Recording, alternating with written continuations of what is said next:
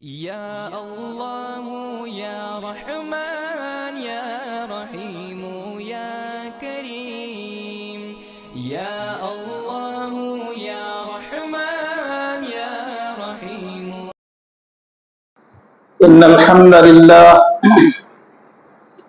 نحمده ونستعينه ونستغفره ونعوذ بالله من شرور أنفسنا ومن سيئات أعمالنا من يهده الله فلا مضل له ومن يضلل فلا هادي له وأشهد أن لا إله إلا الله وأشهد أن محمدا عبده ورسوله.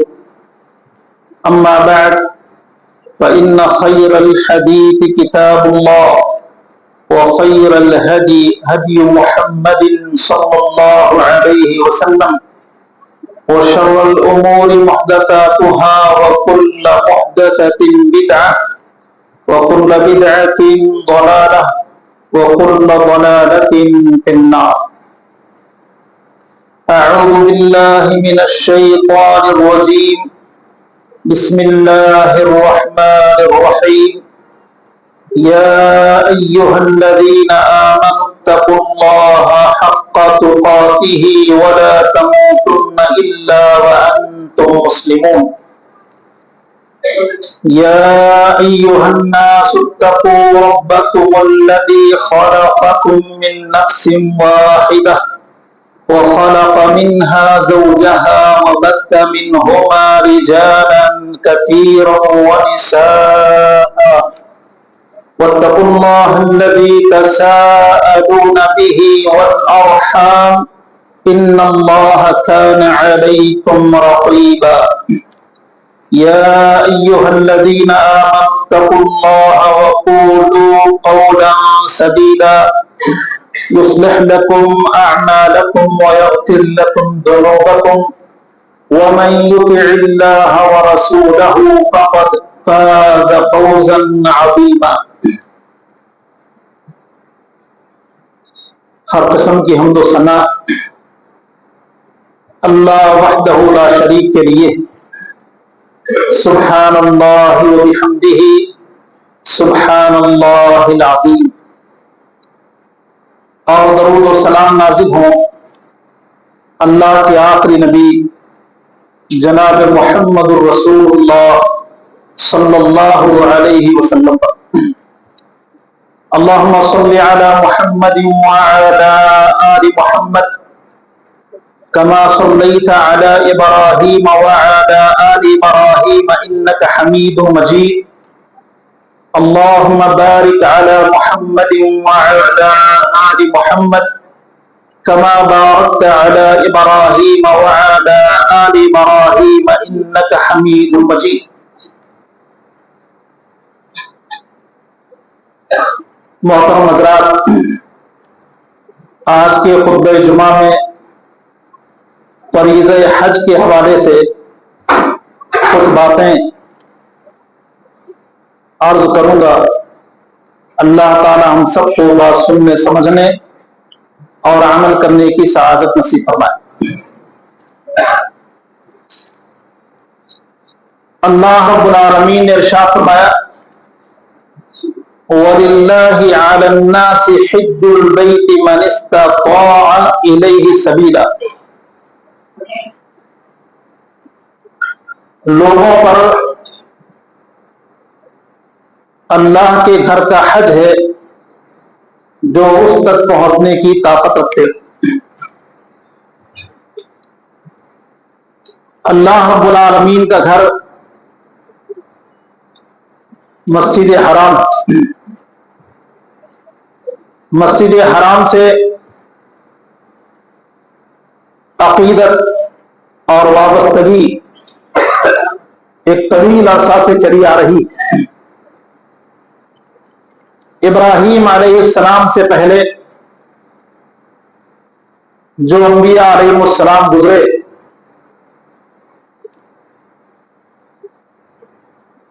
ان کے بارے میں سیرت کی کتابوں میں آتا ہے کہ انہوں نے مسجد حرام کا قصد کیا، بطور خاص ابراہیم علیہ السلام کہ جنہیں رب العالمین نے اس بات کا حکم دیا تھا کہ آپ اپنی بیوی اور اپنے گود کے بچے اسماعیل کو مسجد حرام کے پڑوس میں چھوڑ دیں۔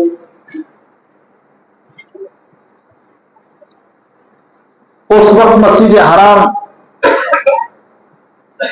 عمارت کی شکل میں موجود نہ تھی، بلکہ ٹیلا نما نظر آتی تھی۔ اللہ تعالی نے ابراہیم علیہ السلام کو اس بات کا حکم دیا کہ اللہ کی عبادت اور بندگی کے لیے اللہ کے گھر کی تعمیر کا کام شروع ہے۔ چنانچہ ابراہیم علیہ السلام نے اپنے بیٹے اسماعیل کو ساتھ لیا علیہ السلام اور مسجد حرام کی تعمیر کا کام شروع کی، اور اللہ رب العالمین سے یہ دعا کرنے لگے وَإِذْ يَرْفَعُ إِبْرَاهِيمُ الْقَوَاعِدَ مِنَ الْبَيْتِ وَإِسْمَاعِيلُ رَبَّنَا تَقَبَّلْ مِنَّا إِنَّكَ أَنْتَ السَّمِيعُ الْعَلِيمُ۔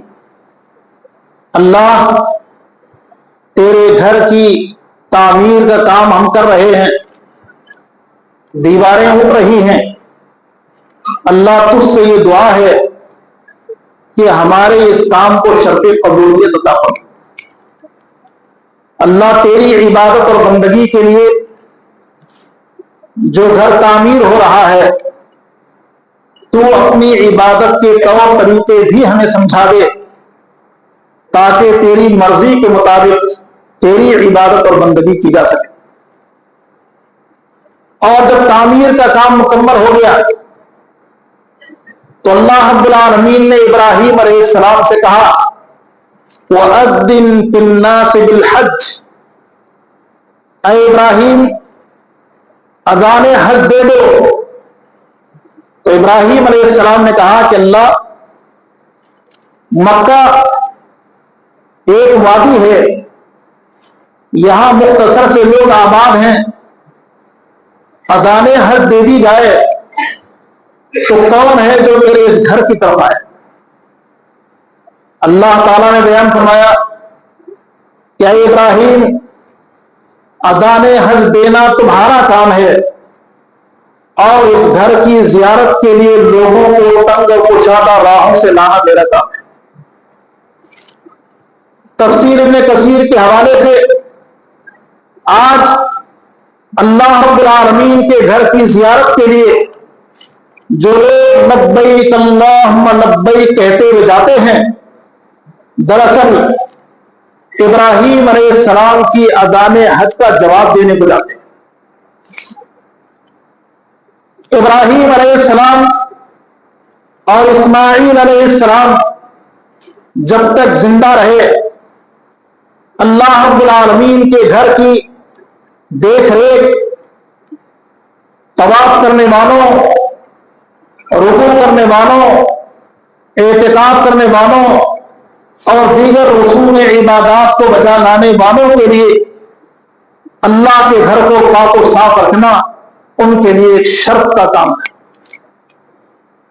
اور جب ابراہیم علیہ السلام اور اسماعیل علیہ السلام اس دنیا سے چلے گئے تو قبیلہ بنو جرہم کے لوگوں نے اللہ کے اس گھر کو آباد رکھا، دور و نزدیک سے آنے والے حاجیوں کی خدمت کرنے لگے، لیکن وقت جیسے جیسے گزرتا ہے حالات میں بگاڑ اور خرابیاں پیدا ہوتی ہیں۔ قبیلہ بنو جرہم کے لوگ انہوں نے اللہ رب العالمین کے گھر اور اللہ رب العالمین کے گھر کے لیے آنے والے نذرانوں میں خیانت شروع کی، تو بنو قزاع کے لوگوں نے اپنا زور اور دباؤ ڈال کے بنو جرہم سے کعبۃ اللہ کی تولیت کو چھین لی۔ اب وہ اس کے نگران بنے، لیکن خرابیاں پیدا ہوتی چلی گئی۔ ابراہیم علیہ السلام اور اسماعیل علیہ السلام کہ جن کا عقیدہ اللہ رب العالمین کی عبادت اور بندگی تھی، اور جنہوں نے اللہ رب العالمین سے دعا کیا تھا وَجُنُبْنِي وَبَنِيَّ أَن نَّعْبُدَ الْأَصْنَامَ، اللہ ہمیں اور ہماری اولاد کو بتوں کی عبادت سے بچائے رکھنا۔ ابراہیم علیہ السلام جنہوں نے یہ کہا تھا انی وجہت وجہی للذی فطر السماوات والارض حنیفا، کہ میں نے اپنے چہرے کو اس اللہ کی طرف کر لیا ہے جس نے آسمانوں اور زمینوں کو روح بخشا، اس کے علاوہ کوئی عبادت کے لائق نہیں۔ اللہ نے ابراہیم علیہ السلام کے عقیدہ کو بہت سراہا ہے، فرمایا لم یکن من المشرکین، ابراہیم علیہ السلام مشرک نہ تھے۔ وقت گزرتا گیا، عقیدہ توحید پہ ضرب پڑی، شرک کا دورہ ہونے لگا، یہاں تک کہ وہ گھر جو اللہ کی عبادت اور بندگی کے لیے بنایا گیا تھا، اس گھر میں بتوں کو داخل کر دیا گیا۔ لات و عزا اور حبل دوسرے بت اس میں داخل کر دیے گئے۔ لوگ اللہ رب العالمین کی عبادت کم کرتے اور بتوں کے ساتھ عقیدت اور رسم عبادت زیادہ بجا لایا کرتے تھے۔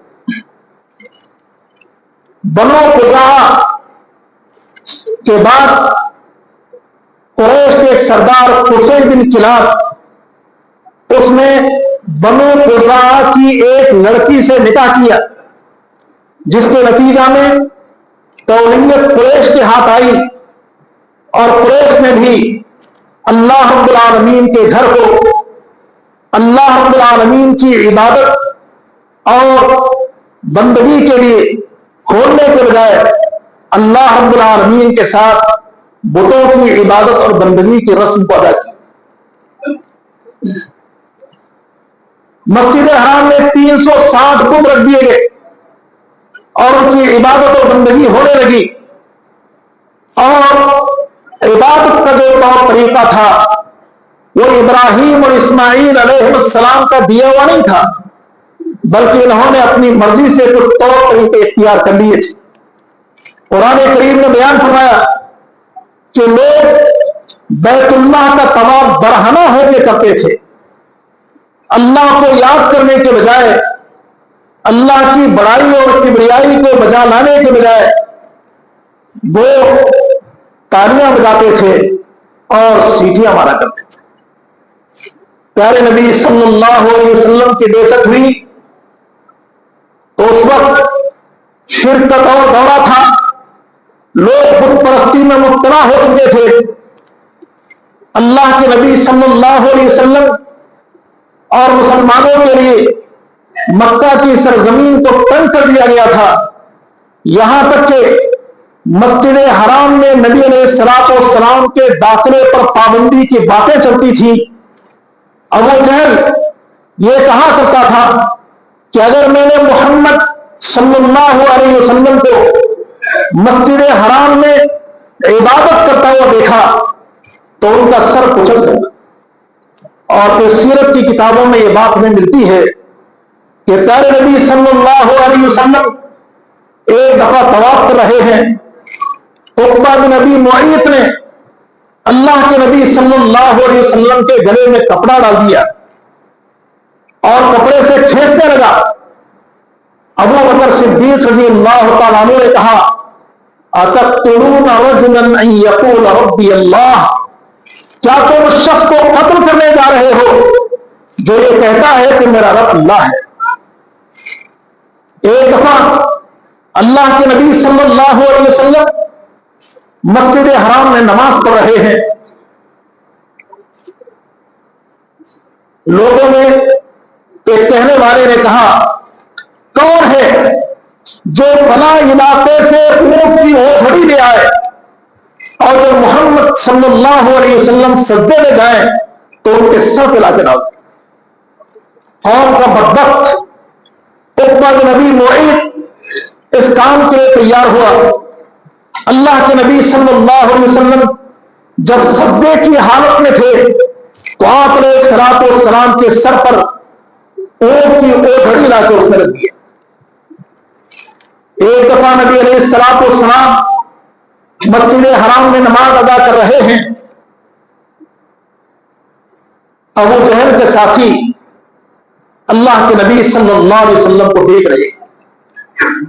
ابو جہل مسجد حرام میں داخل ہوا تو لوگوں نے کہا تمہاری تو یہ آرزو تھی کہ اگر محمد صلی اللہ علیہ وسلم کو حالت نماز میں تم پا لو تو سر کچل دو گے، جاؤ موقع ہے۔ وہ دیکھو محمد نماز پڑھ رہے ہیں علیہ الصلوۃ والسلام۔ ابو جہل ایک بھاری پتھر لے کے نبی علیہ الصلوۃ والسلام کی طرف بڑھتا چلا گیا۔ اللہ کے نبی صلی اللہ علیہ وسلم کے قریب ہوا، پھر اچانک وہ پیچھے کی طرف آنے لگا اور پتھر اس نے پھینک دیا۔ اس کے ساتھیوں نے کہا کیا بات ہے، تم تو یہ کہہ رہے تھے کہ پتھر میں محمد کے سر پر ڈال دوں گا، لیکن پتھر پھینک کے بڑی تیزی کے ساتھ پیچھے مڑ رہے ہو۔ اس نے کہا کہ جب میں پتھر لے کے محمد صلی اللہ علیہ وسلم کی طرف بڑھا تو میں نے کیا دیکھا کہ ایک صحت مند اونٹ ہے جو میرے اور محمد صلی اللہ علیہ وسلم کے درمیان ہے اور وہ میری طرف بڑھتا چلا رہا ہے۔ اللہ کے نبی صلی اللہ علیہ وسلم نے بیان فرمایا کہ ابو جہل اگر میری طرف آتا تو اللہ کے فرشتے اس کی بوٹی بوٹی کرتے۔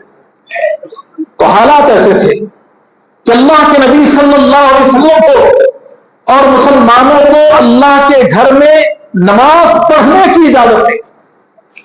اللہ تعالیٰ نے پیارے نبی صلی اللہ علیہ وسلم کو ہجرت کرنے کا حکم دے دیا۔ اللہ کے نبی مکہ سے مدینہ چلے گئے۔ سن 8 ہجری پیارے نبی صلی اللہ علیہ وسلم 10,000 صحابہ کرام کا لشکر لے کے مکہ کی طرف آئے اور آپ مسجد حرام میں داخل ہوئے۔ لوگ جنہوں نے نبی علیہ الصلوۃ والسلام کے ساتھ ظلم و جور کو روا رکھا ہوا تھا انہوں نے اپنے سروں کو جھکا لیا۔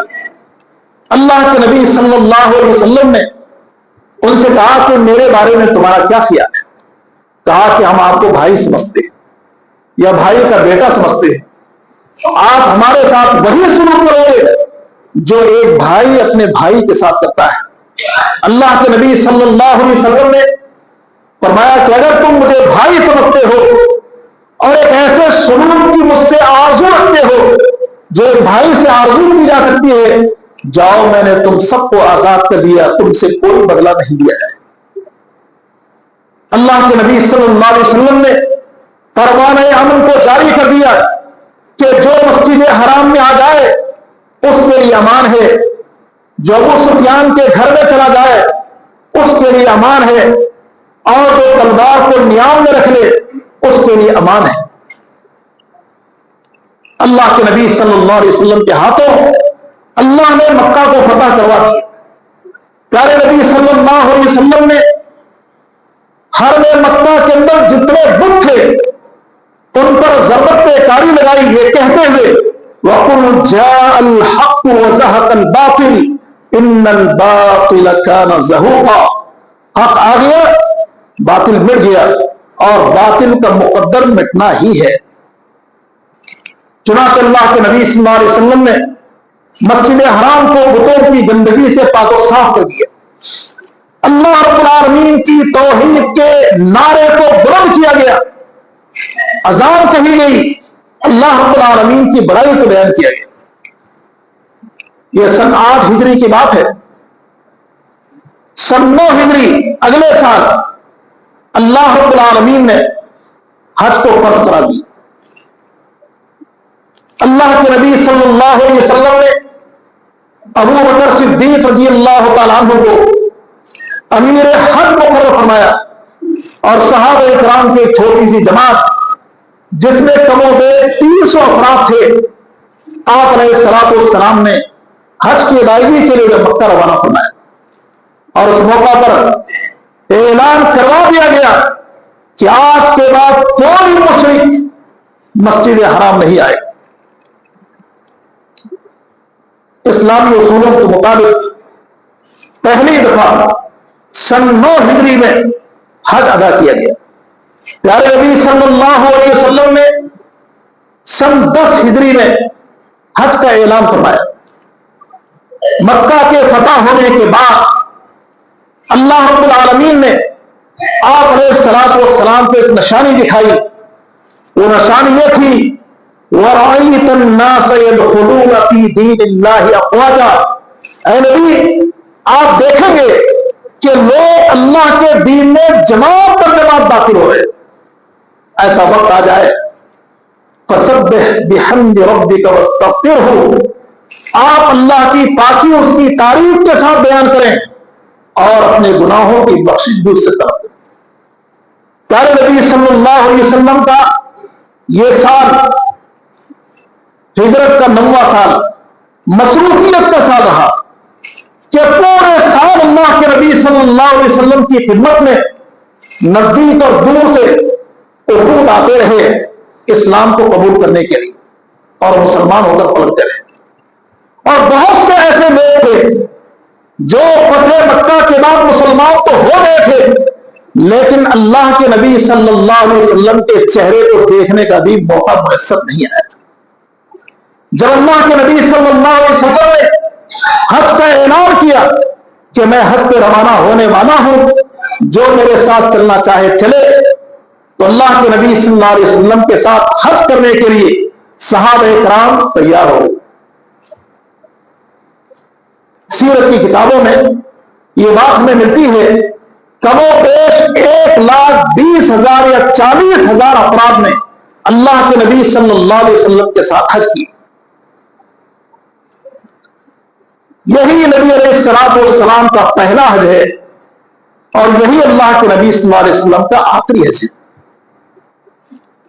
اور اس حج کے موقع پر اللہ کے نبی صلی اللہ علیہ وسلم نے یہ پیغام دیا تھا کہ لوگوں حج کے طور طریقے مجھ سے سیکھ لو، ہو سکتا ہے کہ آنے والے سال میری اور تمہاری ملاقات نہ ہو سکے۔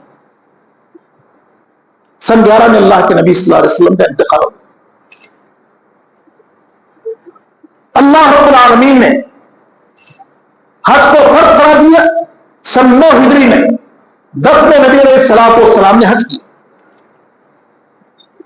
حج کی فرضیت کے حوالے سے اللہ رب العالمین نے ارشاد فرمایا وَلِلَّهِ عَلَى النَّاسِ حِجُّ الْبَيْتِ مَنِ اسْتَطَاعَ إِلَيْهِ سَبِيلًا،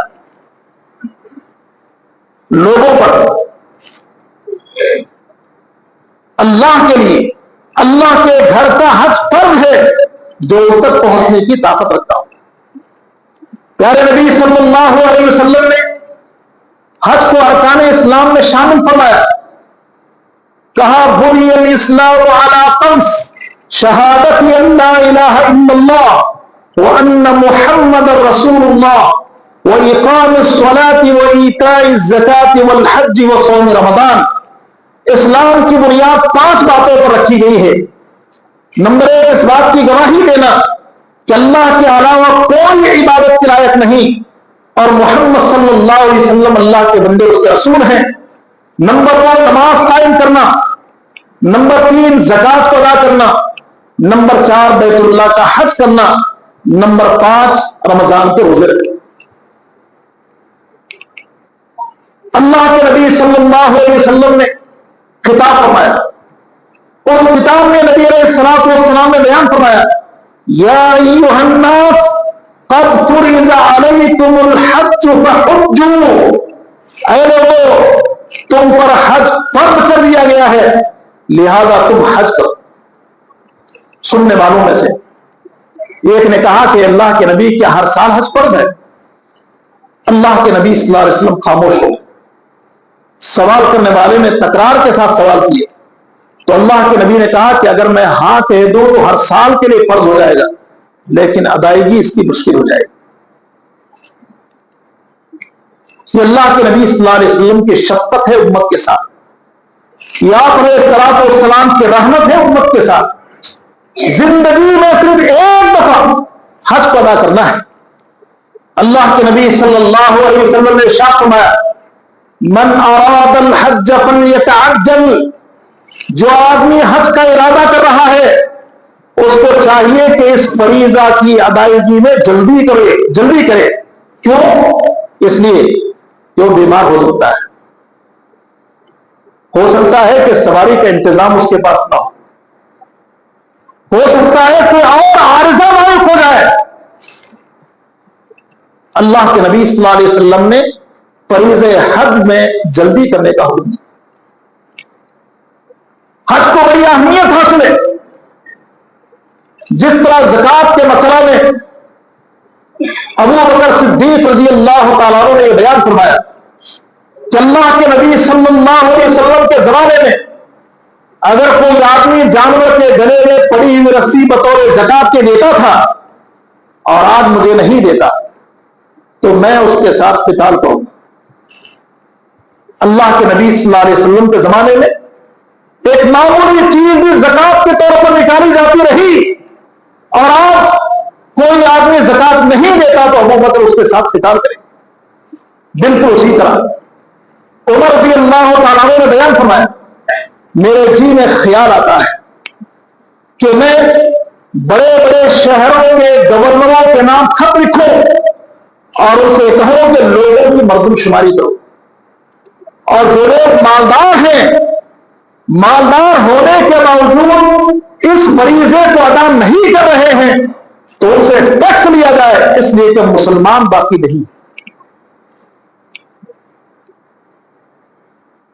अली रज़ी अल्लाह तआला अन्हु ने बयान फरमाया, जिस आदमी के पास कुसात और ताकत हो इसके बावजूद वो हज अदा नहीं करता है तो वो या तो यहूदी बन के मर जाए या नसरानी बन के मर जाए।